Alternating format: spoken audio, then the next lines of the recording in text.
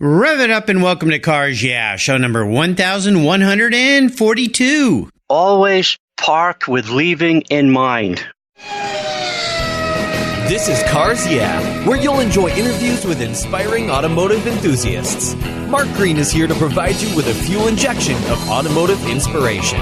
So get in, sit down, buckle up, and get ready for a wild ride here on Cars Yeah.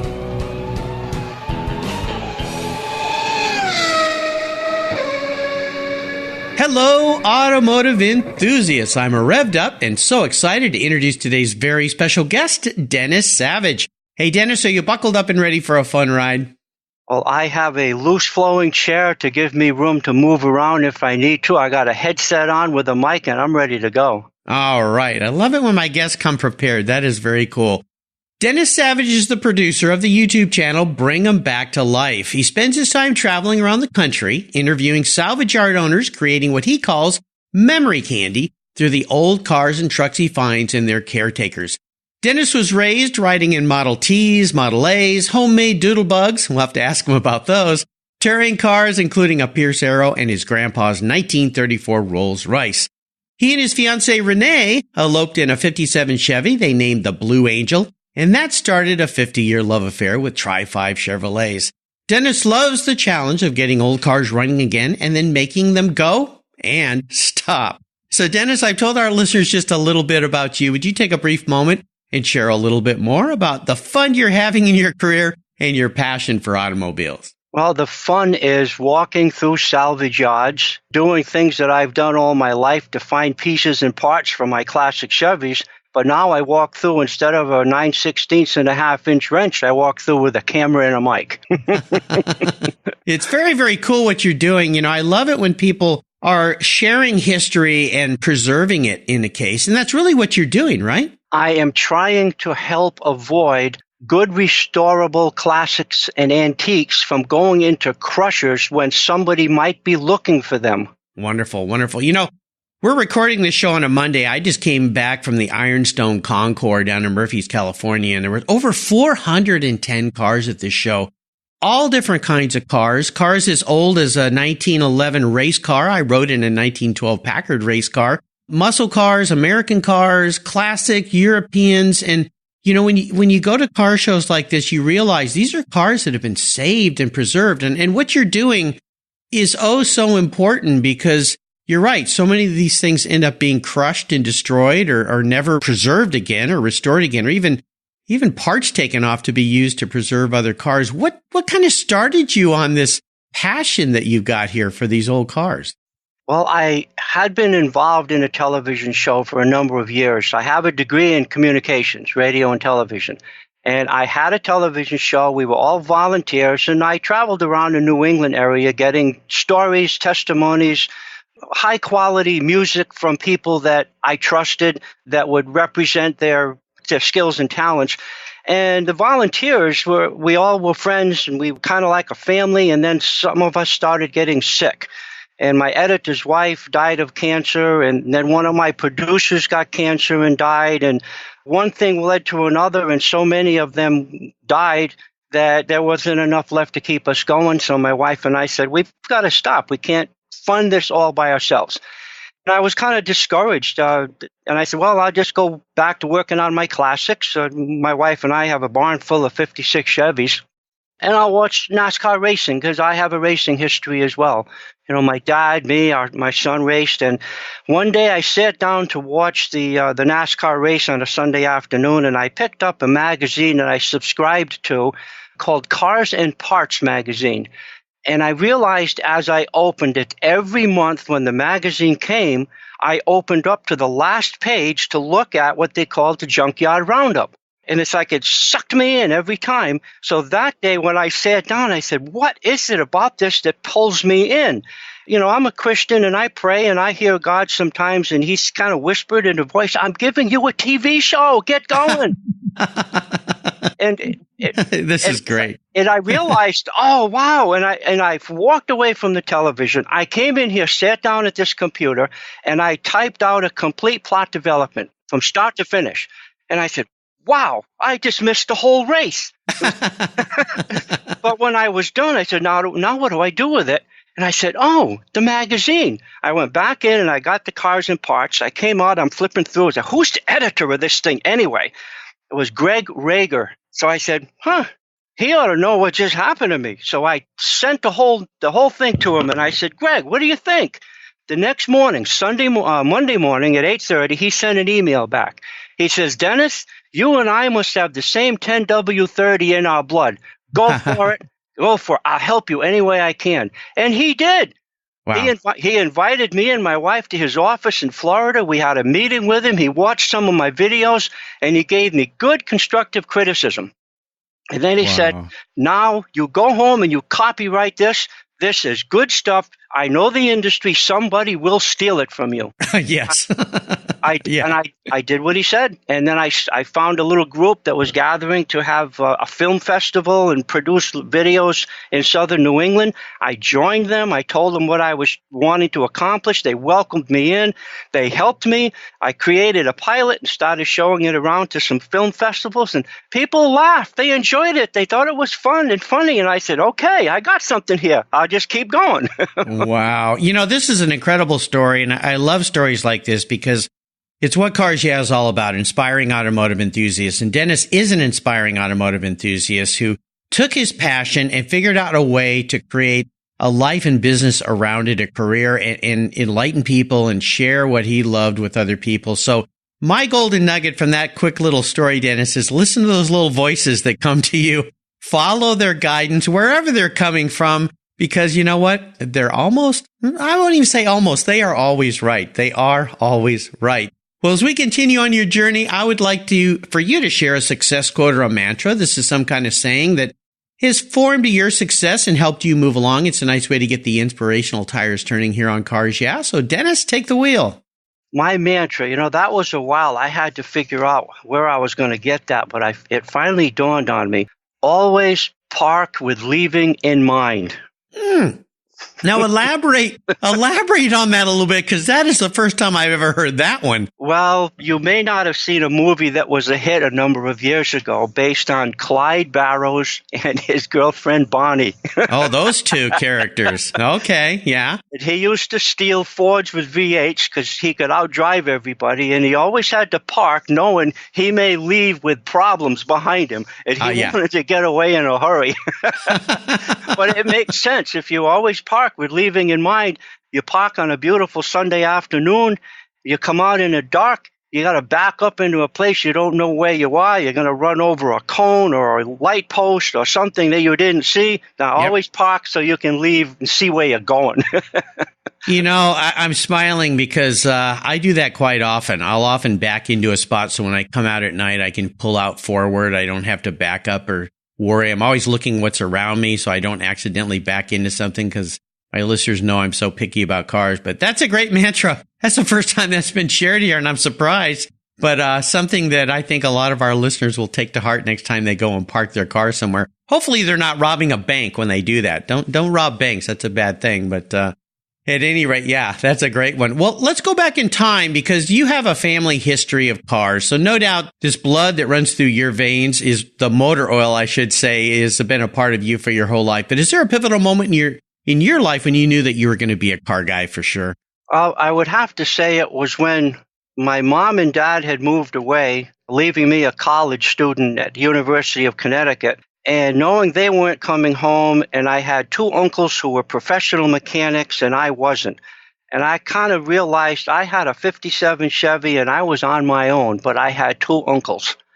And they kind of took me in, they taught me a lot of basics. They showed me stuff. And even though they were Ford guys, they were still my uncles. There you go. Yeah, they're family, so you got to love them. I was going to be a car guy, whether I liked it or not. I had to fix my 57 Chevy. And when it was too rotten to repair anymore, unless you were a professional welder, which I wasn't, I found a 56 that needed a whole lot of work that wasn't rotten. So I had a 57 with a 283 3-speed in it, and I had all the parts I needed to keep a 265 running in a 56. This is fun. And so many times that we have family members that are around us that can help us and kind of spur us on. My dad kind of got me started. He had a 49 MGTC when I was a little boy. I know that was the thing that got me going with old cars. And every time I walk by an MG to this day, an old TC or a TD, and I saw some of those at the Ironstone event this past weekend, I just smile because it just brings back those fantastic memories. Well, let's take a look at some of the roads you've driven down, Dennis, and talk about a big challenge or a big failure, because these are great learning lessons for us. They help us move forward and they help us grow most of the time if you embrace them the right way. Take us through one of those challenges or failures you've had and tell us how that experience helped you gain even more momentum as you move forward in your business, your career, and your life. Well, the cars are actually a hobby that got out of hand, but it got out of hand because I needed to drive vehicles, and I could buy classic Chevys for about 30 years quite cheaply because they were everywhere. Mm-hmm. Over the 3 years, there were like 4,500,000 of them made, so they were pretty plentiful, and they were reasonable price, so I could keep them running myself. But over the years, I met a friend who was a neighbor at the time, and the local newspaper had done a little article on my son. He was 16 years old, a high school senior, and he had welded a roll cage that was custom bent for a four-door Chevelle. He had freshened a 350 engine in VOAG in high school and put the car together to race at our local speed track. So my neighbor came and knocked on the front door, and he said, I'm an AMSOIL synthetic lubricant dealer. I'd be interested in sponsoring your son's race car if you'll let me put all the fluids in it. And I said, well, come in and teach us about this AMSOIL stuff. He did, and he said, if you let me put the fluids in the car, I will be at the racetrack every week. I will make sure there's nothing going wrong, and you'll have it in the car for as long as you're racing. Well, I learned enough about AMSOIL from who became my very good friend, Ernie, that I said, why don't I run this in my street cars? Because I'm seeing what it does in race cars. I said, so you can stop putting it in my street cars. Well, after a few years, he was reaching retirement age from his career, and he wanted to relocate to a warmer climate. So I was going to have to buy my AMSOIL from a retail shop that I didn't know, someone I didn't know, or order it through him in Florida, and that didn't make sense. So he said, why don't you become a downline dealer under me? It's multi-level marketing. Everybody pays the same price. Everybody charges the same price, and I'll get a commission when you buy or you sell. I became an AMSOIL dealer. And the more I learned about it and the more I learned how good it was for my cars, the more I started to go out and sell it. And I started going to businesses that I thought would be interested, and I got some retail accounts. And then I tried to land an account with a local utility company, which would have been a substantial account.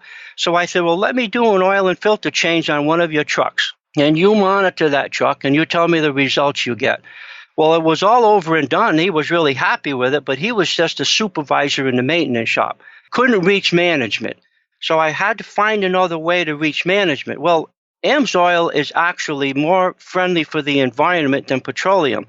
It can be recycled. It can be burned in hot heaters.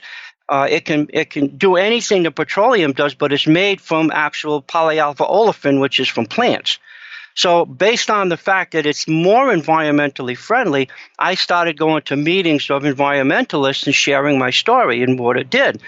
Well, in one meeting was 2 representatives from the actual utility department were there. And I said, oh, here's my chance. Yeah. When I explained the benefits of using polyalpha olefins over petroleum to someone representing a city that's known as a green city, their eyes opened up because they didn't know about it, but they were doing so many other things to become a green city. This made it a no-brainer for them. So one said to the other, why aren't we doing this? They said, we don't know. Can we find out more about it? And I said, go ask your maintenance supervisor. He's got all the information on the truck that I sponsored that you own. Well, the next week, I got a call from him, and he said, hey, Den, this is Tom. Come on down and set us up with an account. We were told to switch to AMSOIL. Wow. So now I have that information that I can share with other heads of departments or try to get to manage. Hard to reach management. But, just being a guest on your show could open doors for me. Yeah, absolutely. Well, absolutely. Well, I can see how at first a huge challenge, because anytime you're trying to make a change, especially in a government bureaucracy, where change is not part of their normal thought process. They don't want to change anything, especially their place in the political world or in the business world. They just want everything to just stay the same and just not be bothered. But it's a wonderful story, and it's something that a lot of people may not know about AMSOIL out there. I learned that years ago, but I think it's something that needs to be put out there even more because of the environmental friendliness of the product and the whole concept behind the product. So that's a great story. Absolutely fantastic. And a sign of your tenacity and your persistence to stay with something. I think that's fantastic. And to think around the circle here a little bit. Let's shift gears and talk about a career aha moment. Now, you've done a lot of different things in your life. I would assume there's a big aha moment story in there somewhere. Oh, boy. I probably have a number of small ones. I think the neatest aha was finding out about YouTube and how to get involved with YouTube and what they can offer almost anyone who has a dream. I started with a couple of trailers, and they were getting some visibility, but not doing a whole lot. And I didn't have any whole episodes. I had the pilot that I had shared in film festivals. Then things started happening that, of course, are totally out of my control. I've had to put this dream on the shelf 2 or 3 times because I would run into a situation that says, wow, this is it. What do I do? Go do something else for a while. But I was starting to get the encouragement to keep going. I saw someone advertising on one of the big cable channels that there was a car show coming up, and they had a name for it. It was out of Arizona. And I looked at the ads and I go, wow, that sounds interesting, but it sounds awfully close. So I have to wait for it to come out. Well, I waited for the first episode and I said, those rascals, somebody got one of my pilot shows on the West Coast and copied my show. It was my plot development and I could prove it. So I said, well, now I got to find an attorney. Copyright doesn't mean anything unless you got a legal department to back it up. I'm trying to find an attorney. What's it going to cost me to send this big channel a cease and desist because I can prove I own that plot development? I was right in that process when I was diagnosed with bladder cancer. So I said, well, all right, what's more important, my dream or my health?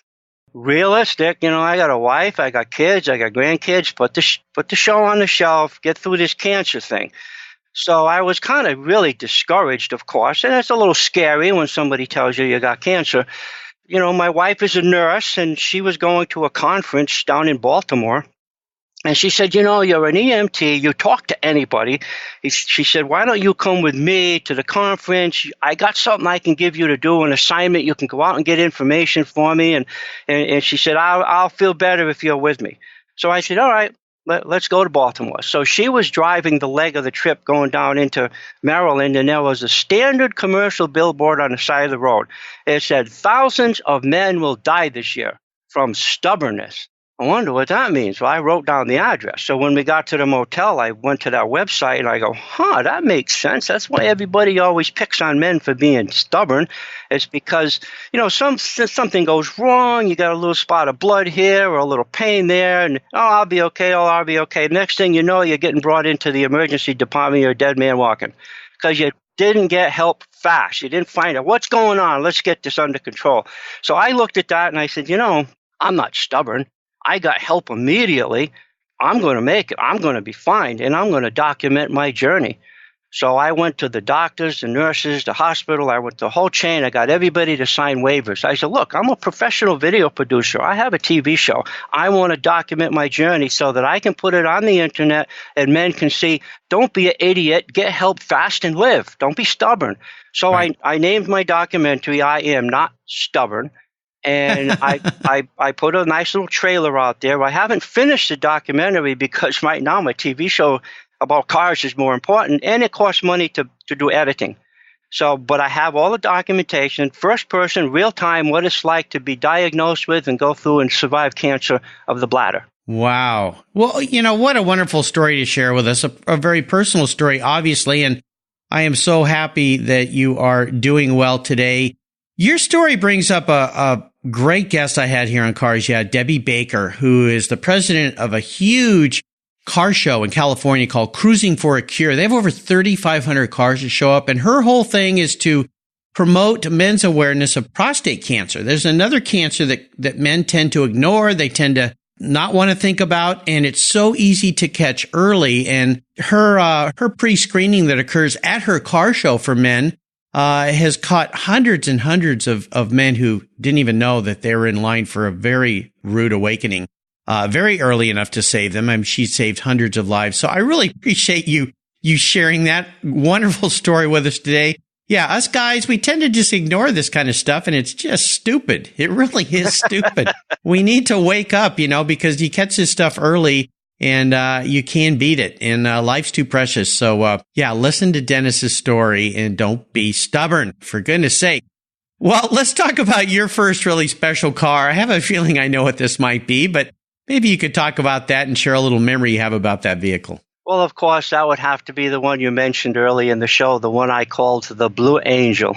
Yes. There was a time when I was between high school and college, and of course, I was in 4-H and FFA, so I was always lugging stuff around, and I needed a vehicle. A pickup is really handy, but if it's raining, you're out of luck. So the next best thing is a station wagon. You got space in the back, you got a little extra heavy suspension, you got a big tailgate you can open one way or the other, and station wagons are just awesome. So I had a station wagon, and it broke. It had a serious failure, and my dad wasn't willing to put an engine in an older vehicle, so he said, "Oh, just get another car." And I said to my sister, I have a sister 4 years younger than me, and I said, "Wouldn't that be cool if Dad brought home one of those 57 Chevys?" And she said, "Oh, yeah, that would be cool." Never thinking it would happen. I was going to get another one of those other brands, whether I liked it or not. I'll get what Dad brings home. Well, my dad brought home a 57 Chevrolet 4-door hardtop, white over blue, that had been repainted, so it looked pretty nice. And it was nothing special except it had a 3-speed transmission with a floor shifter that said Hurst on it, and I was starting to learn about some gearhead talk. Yeah. Even though it was just a 283, there was nothing fancy, but I just needed a car. I was going to college. I was starting to date my wife in it, and one day she said, "We've been talking about getting married, and I've had it with this college I'm in. They don't want women in this degree. They're making it really hard on me. Why don't we just get married and I'll start over later?" I said, "Well, what are we going to do?" She said, "There's 2 states we can go to that don't require our parents' consent, Michigan and North Carolina." And I said, "Well, we're not going to Michigan. My parents moved there." So we took the 57 Chevy and drove down to New York City, went into an airport, got an airline ticket flying standby to North Carolina, took a taxi to Greensboro, North Carolina, got married by a JP.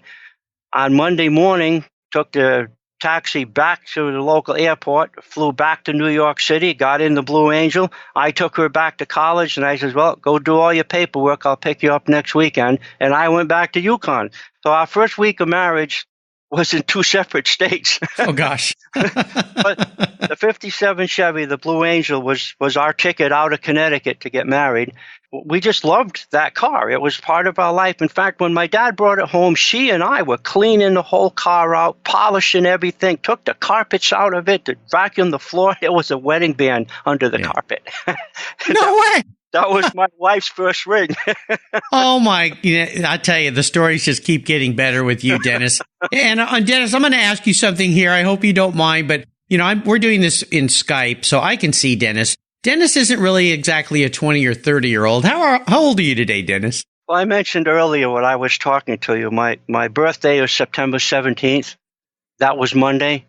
I turned 70. Wow. Well, happy belated birthday. Very nice. You're a very young 70-year-old. That's for sure. Well, how about seller's remorse? Is there a car you let go you really wish you had back in your life? I'm guessing there might be a few.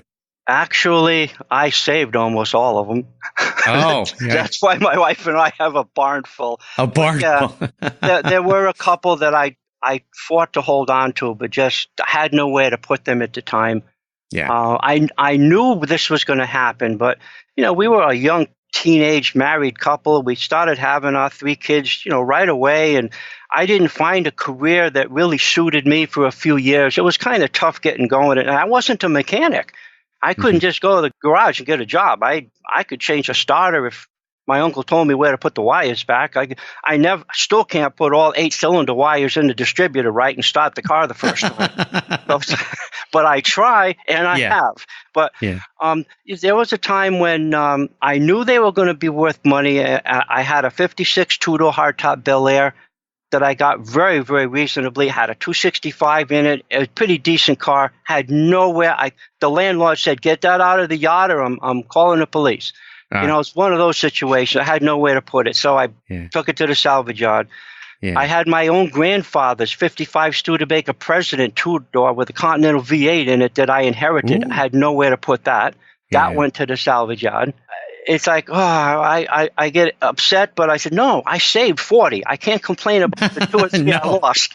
No griping here when you say something like that. Well, I would love for you to share with our listeners a little bit more about your YouTube channel, Bring Them Back to Life. Tell us a little bit about those folks that haven't already discovered you, what they're going to see, what the experience is all about, so that they can go there and enjoy it. Obviously, it's easy to find on YouTube, Bring Them Back to Life with Dennis Savage. So tell us a little bit about this YouTube venture you're doing. And that's what I love about you, Dennis, because, you think of YouTube is for younger people. No. Us older guys can do stuff. We can do podcasts. We can do YouTube. We can do all this stuff. It's very easy. It's out there, and it's darn right just about free.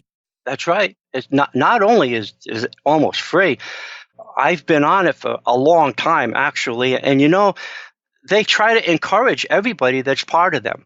They give you updates every month. And when I hit 1,000 subscribers, they sent me a note with bananas all over it and said, wow, big bananas. I had 1,000 subscribers. And, it's like, I said, oh, great, I'm going to get monetized. And then they said, yeah, you're monetized. And then in their world, you know what hit the fan a few months back with YouTube and all the legal issues and the owner going to Congress. And I hit the 1,000 mark right when all that was happening. It's like everything shut down. I go, there goes my monetization. I've been working at this a long time, and now it's, whoop, okay, what do I do now? Keep doing shows. Yep. Keep doing shows. And, 70-year-old guys can get on YouTube because I have a 23-year-old grandson. Yeah. Can help you with some of the IT stuff. Well, I go out and get the video, and I bring it to him, and I say, okay, Robbie, make me look good. Here's the video. There you go. And that story is really important because my son works for Google, so I'm always asking him for help. Of course, he gave me a little sign here, and I know that our listeners can't see this, but I'm going to show it to Dennis. Yeah, I don't know. Google it. Says Yeah. IDK, Google it. I don't know. And every time I call Blake and say, hey, I'm trying, he goes, Dad, just Google it, okay? I'm really busy. Call me back later. Goodbye. So, just Google. Well, tell us about Bring Them Back to Life. Well, Bring Them Back to Life. What can people expect to see when they watch your shows? The first 3 episodes is me walking through a local salvage yard in Preston City, Connecticut. That's where I grew up, and I have known Bob Kleeman, George Kleeman, their sister, and their father since I was a kid. So I spent time at Kleeman's Auto Parts, and I have cars that went to Kleeman's Auto Parts. So when I wanted to do the show and I had the idea, I went out to Preston City, and I said, Bob, I have this idea for a television show. You'll think it's crazy because you own a salvage yard and you see it every day. You just walk by the cars every day. But a lot of us love to see things that you have. So can I go in your yard with my camera and walk through and try to get the visuals that are in my mind on camera so that I can put a TV show together? And he said, yeah, sure.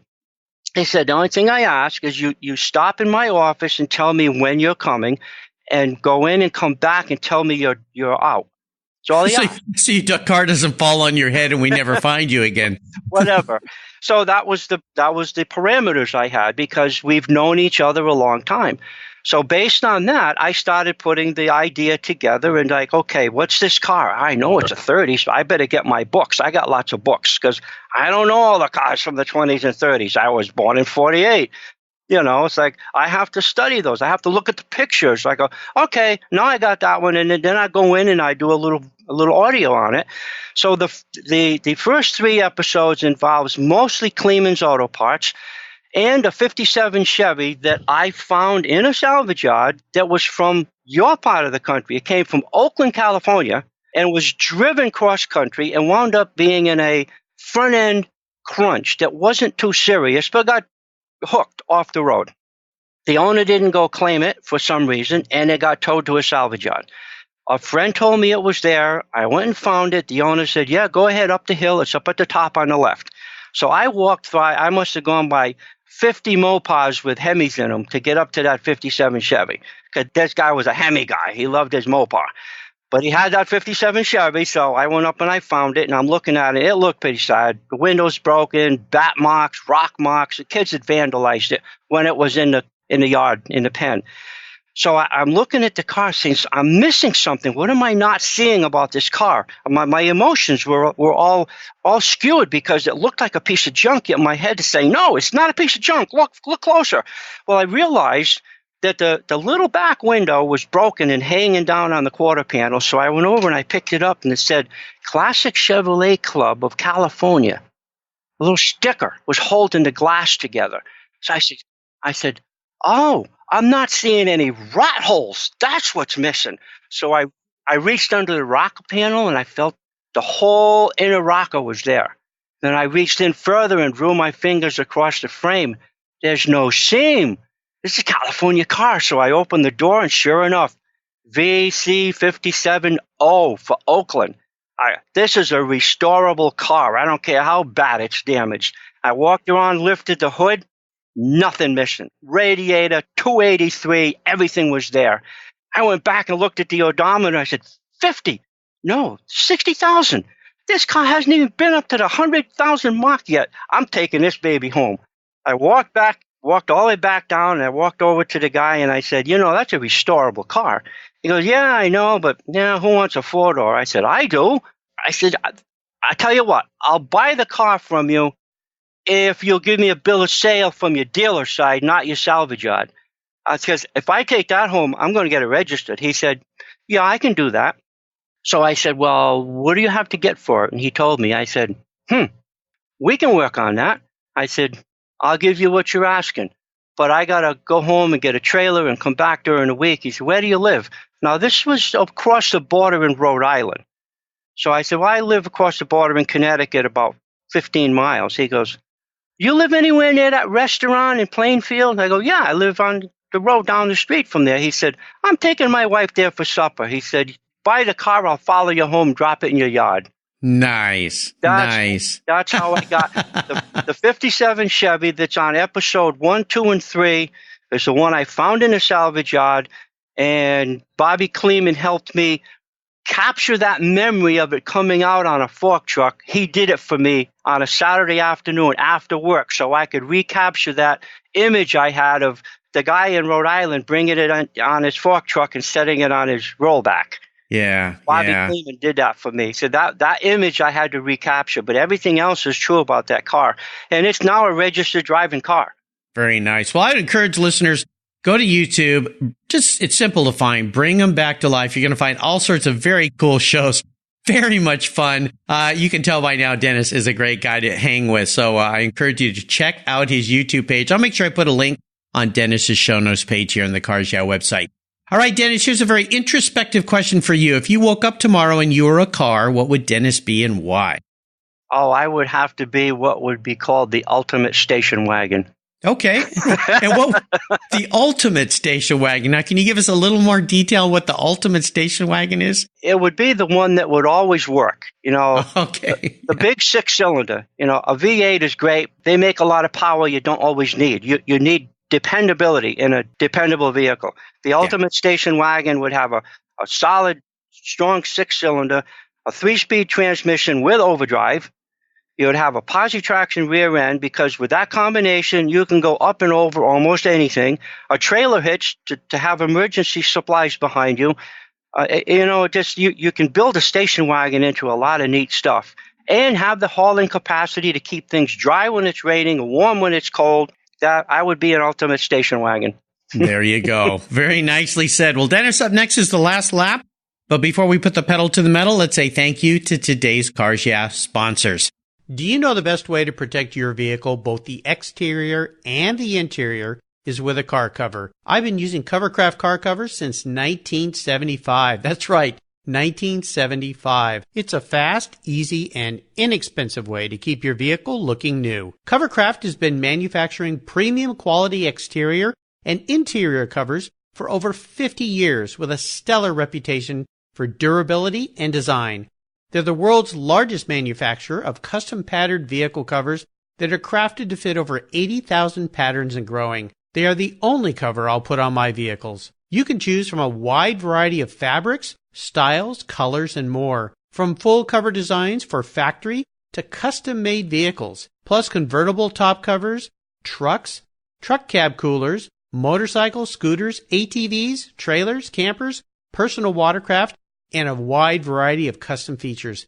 Covercraft is the right choice. Learn more today at covercraft.com and tell them Mark sent you.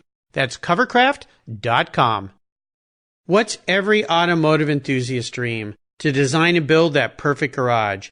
My friends at Metron Garage are a group of creative talents who've combined their passion for cars with their careers in architecture. Their service includes unique garage design and state-of-the-art fabrication. They will create the coolest custom garage for you and your vehicles. Metron Garage's system features fully engineered commercial-grade material and structural framing that's stronger than traditional construction.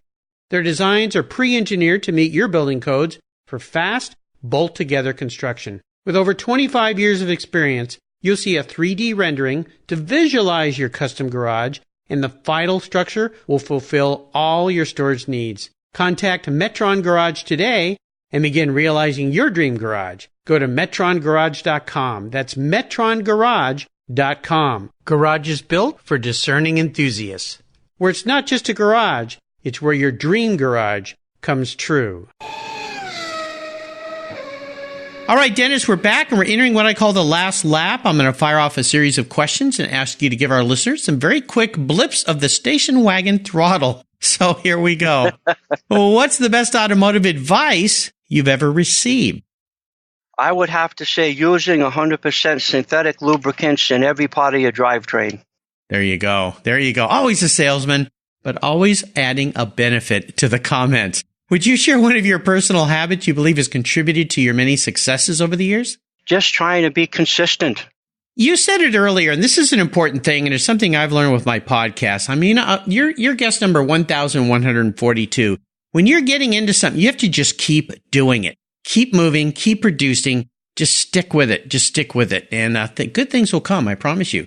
Now, how about a resource? Your YouTube page is a great resource, but is there another resource you'd like to share with our listeners? Well, in my case, I made a decision back in 1975 that really changed me as a person. Yeah, I had a lot of good going for me. I had an interesting start in life. I had a wife who loved me, and I just couldn't find a good career that matched me. I didn't know what all my skills were. And I had to come to a conclusion one day with, this isn't working. I got to make a change. And my closest cousin when I was growing up was a pretty dedicated Christian. And she kept telling me, if you ever need help, you just look to Jesus. Ask Jesus to be your savior. And I said, well, this is a pretty good time to do that because I haven't ruined anything yet. I haven't lost my marriage. I didn't lose my marriage. I haven't made any bad decisions. I need help. So I went to church with my wife, and I made that commitment to Jesus. And then over the years, I said, I follow the Bible. Do what Jesus said. I take the words Mary said really, really to heart. Mary said when she was confronted what to do at the first miracle where Jesus made wine, they went to Mary. And they said, well, what do we do? And she said, do whatever he tells you to do. And I tell people, I don't care what denomination they might have grown up in, the words Mary had were the best words in the world. Do what my son says. And, you make a lot of friends and you help a lot of people. And for the most part, people will love you for it. Absolutely. Nicely said. Now, if I could arrange for you to have a drink with anyone in the automotive industry, living or deceased, who would that person be? No doubt. Tucker. Oh, Preston Tucker. His name has come up a lot recently. Back in August, I was on the lawn at Pebble Beach. First time a Tucker has ever been on the lawn, which I found really interesting because I thought, wait a minute, I've been coming here for 30 years. This is the first time Tuckers have been here, and I think there were 9 or 12 of them or something. Sean Tucker, who's been a guest on the show, is the great-grandson of Preston Tucker. And so he was there with his twin brother. Yeah, Preston Tucker would be a pretty darn cool guy to sit down with. Now, how about a book? Is there a book you've read that you think our listeners would enjoy? Well, as far as a book, I don't know if I've actually read the entire Bible. I probably have, but I can't state it as a fact. But I learned so much from what happened early in history and what's happening now. It's a pretty good standard to look at. Yeah, absolutely. Absolutely. Been recommended many, many times here on Cars Yeah. Well, listeners, you can find links to all these great resources Dennis just shared on his Cars Yeah show notes page. Just go to carsyeah.com, type in Dennis Savage, and his page will pop right up. All right, we're up to the last question here. This last question can be a bit of a doozy. Today, I'm going to buy you any cool collector car in the world, but this is what makes it tough.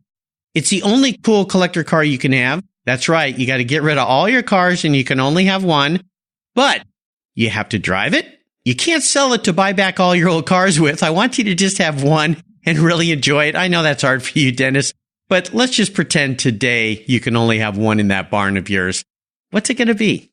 I would probably have to pick, even of all my cars, since I own every model 56 Chevy they made, I would probably want the Nomad with a V8 standard shift and no fluff. Oh, just a classic Nomad. Nice. Nice. I love Nomads. They're so cool. What color should I get that for you in, just so I get you the right car? Sierra Gold and Adobe Beige.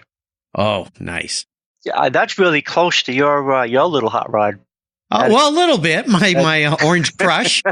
Yeah, mine's a little brighter, maybe a little more bling to the eye, but yeah, Sierra Gold's a beautiful color. Oh my goodness, Dennis, well, you have taken me and our listeners on a wonderful ride today. I am so glad that we connected. Our good buddy Joe Pep put us together. Joe Pep, of course, has been a guest. Pepitone has been a guest here in the car show. He does a great radio show, which I've been honored to be a guest on. So check that out. Check out Joe Pep's show with me on the Cars Yeah website. I want to thank you, Dennis, for sharing an incredible journey with the Cars Yeah listeners. Is there a little parting piece of wisdom or guidance you might offer us before you drive off into the sunset in that beautiful Chevy Nova? Nomad, I should say, not a Nova. I don't want you to the wrong car. That Chevy Nomad. Yeah, I'd have to go back to what I just said.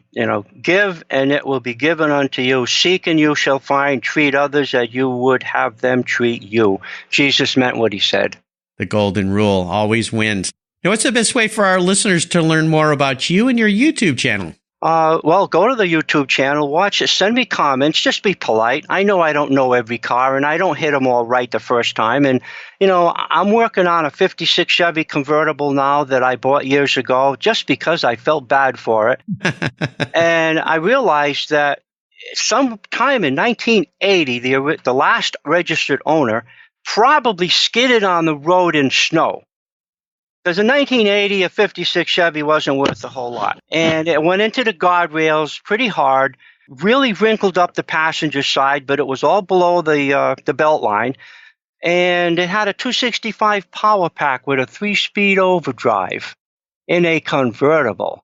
I felt bad for it, and I go, it's still got those snow tire sneakers on, so it probably happened in the snow.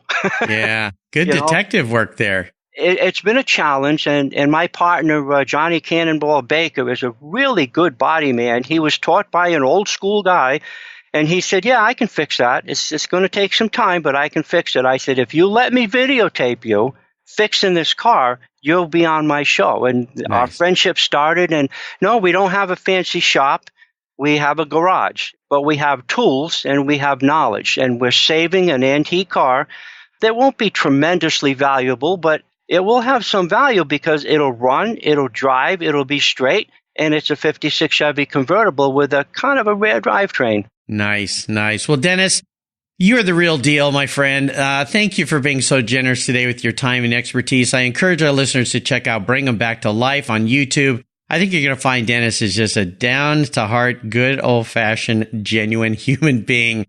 Until you and I meet again, I'll see you down the road. Thank you. You're welcome.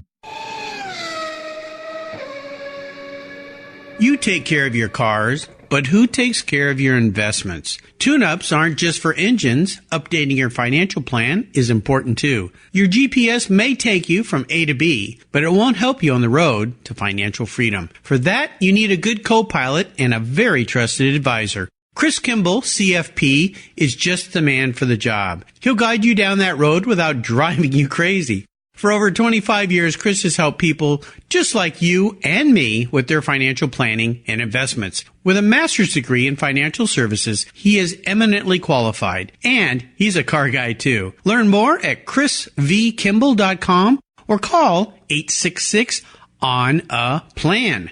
Securities through Money Concepts Capital Corp. Member FINRA SIPC. CK Financial Services is not affiliated with Money Concepts Capital Corp. Thank you so much for joining us on today's ride here at Cars Yeah.